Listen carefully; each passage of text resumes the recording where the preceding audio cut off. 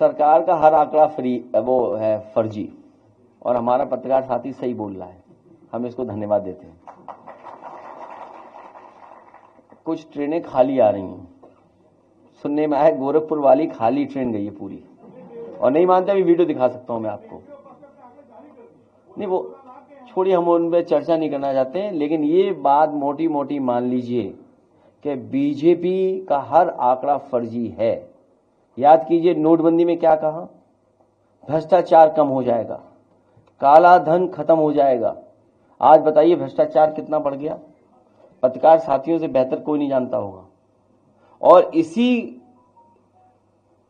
नोटबंदी के बाद जीएसटी आ गया, जीएसटी से बताओ व्यापारियों का नुकसान हुआ कि नहीं हुआ, व्यापारी बर्बाद हो गया। और अभी नई तरह की लड़ाई चल रही है, कानपुर में सभी कारोबारी कानपुर छोड़ करके जा रहे हैं। सोचिए कारोबार अगर चला गया कानपुर से, ये कारोबार तो ला नहीं पाए। याद कीजिए इन्होंने कितना बड़ा आयोजन किया था, इन्वेस्टमेंट मीट। इन्वेस्टमेंट मीट का तो कुछ हुआ नहीं, कोई इन्वेस्टमेंट स्टेट के पास नहीं आया। लेकिन जो कारोबारी पहले से थे, जिनका कारोबार हो रहा था, चल रहा था, वो कानपुर छोड़ करके जा रहे हैं, लखनऊ छोड़ करके जा रहे हैं।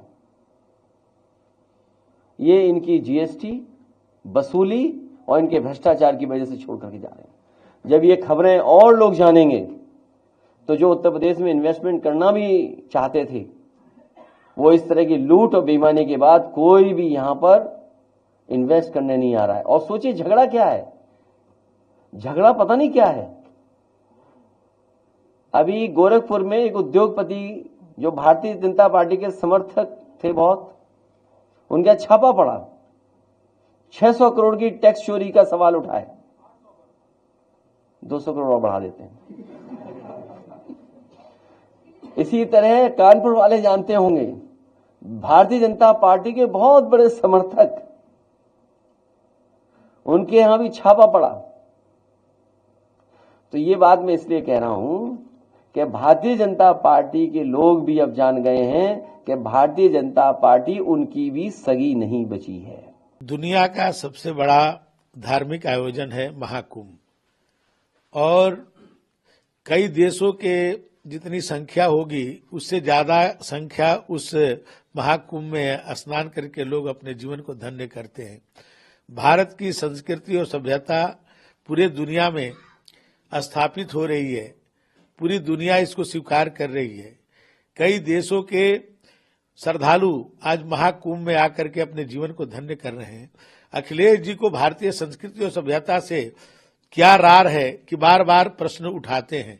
पूरी दुनिया जिसको स्वीकार कर रही है, इससे बड़ा आयोजन दुनिया में कभी कोई धार्मिक होता नहीं है। लेकिन ये सब बयान देकर के वो क्या दर्शाना चाहते हैं ये वो खुद ही समझते होंगे। वोट की राजनीति होनी चाहिए, लेकिन जहां भारत के स्वाभिमान, भारत के संस्कृति और सभ्यता की बात आती है, वहां हम सबको एक होकर के उस चीज को मजबूत करने की कोशिश करनी चाहिए। और ये दुनिया में एक भ्रम फैलाने का ये काम करते हैं और स्वयं इसको स्वीकार करते हैं। अभी जाके गंगा में उन्होंने स्नान किया, अरे भाई हरिद्वार में स्नान किए तो आप प्रयाग में जाकर स्नान करिए। 144 साल के बाद ये तिथि आई है, कभी ये कल जब दोबारा होगा हम सब कोई नहीं रहेंगे उसमें से। तो ये हम लोग के लिए अवसर मिला है, उस अवसर का लाभ लें, हम लोग अपने जीवन को धन्य करें, वहां जाकर के स्नान करें, इस पर काम करना चाहिए। अमर उजाला जीवांजलि के सारथी की मदद लें और महाकुंभ में स्नान जरूर करें।